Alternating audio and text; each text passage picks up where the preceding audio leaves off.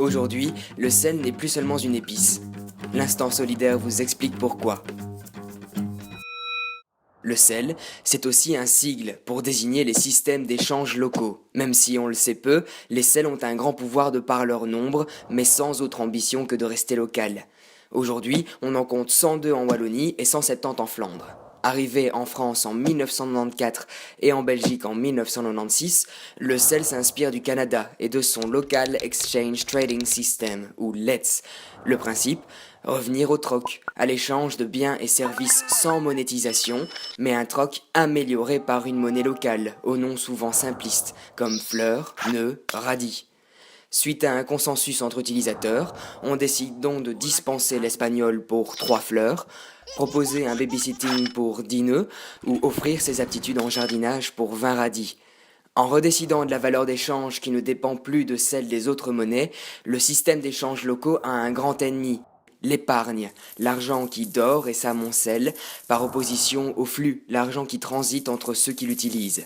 Dans son ouvrage Le Capital au XXIe siècle, l'économiste Thomas Piketty prouve par de multiples statistiques le déséquilibre de la balance entre l'argent qui dort sur des comptes et l'argent qui transite, un déséquilibre similaire à celui juste avant la Seconde Guerre mondiale. C'est prouvé, un sel doit être d'une initiative citoyenne et non politique.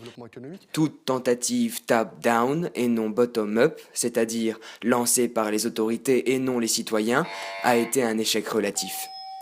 Aujourd'hui, les sels sont devenus une économie parallèle, dénuée de ce qui est considéré comme des travers dans l'économie traditionnelle, comme l'inflation, la montée constante des prix sur longue période, ou la délocalisation et la mondialisation de l'économie.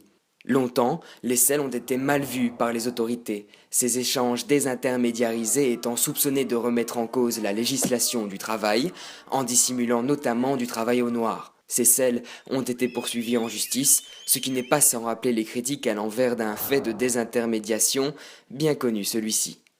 Aujourd'hui, la vie générale peut être symbolisée par l'opinion de Bart Tomelane, centriste flamand et secrétaire d'État à la lutte contre la fraude sociale, qui estime que ces arrondissements de fin de mois doivent être indemnisés d'une manière raisonnable et non par un paiement au noir.